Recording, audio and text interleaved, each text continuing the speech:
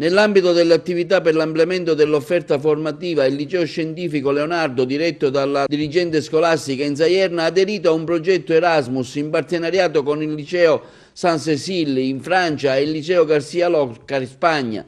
Ieri le delegazioni delle scuole di Agrigento hanno accolto i loro colleghi d'Oltralpe, iniziando la visita al comune di Agrigento. Ad accoglierli per il saluto istituzionale l'assessore alla cultura di Agrigento Beniamino Biondi.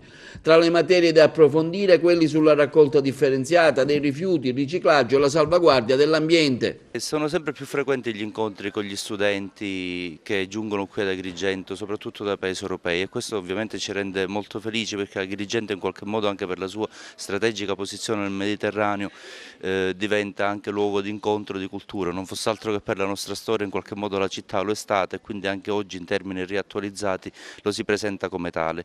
Studenti che in questo caso giungono insieme alla delegazione agrigentina anche dalla Spagna e dalla Francia, e che avranno occasione e modo di poter visitare il nostro centro storico in una giornata anche importante, perché Agrigento è in lista fra le 10 città che potrebbero ambiscono a diventare capitale della cultura, quindi ci auguriamo ovviamente che questo percorso possa giungere al suo compimento con una vittoria, e nel 2020 festeggeremo i nostri 2600 anni di storia, quindi è un anniversario prossimo che in qualche modo dà occasione anche a questi studenti di poter leggere anche la storia recente di questa città attraverso una radiografia del suo passato. Questo ci inorgoglisce e ci onora.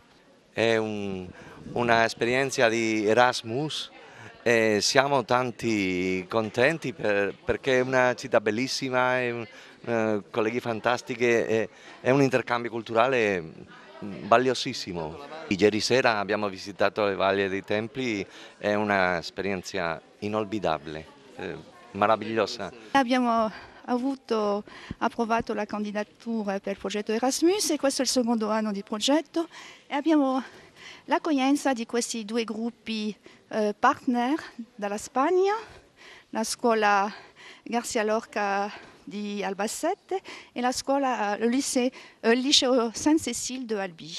L'anno scorso siamo andati là a trovarli, ci hanno accolti e noi facciamo lo stesso. Vivono veramente un'esperienza forte e ricca, perché sono anche ospiti dalle famiglie dei nostri alunni del liceo. Io l'anno scorso sono stato in Francia, a Albi, siamo stati ospitati alle famiglie.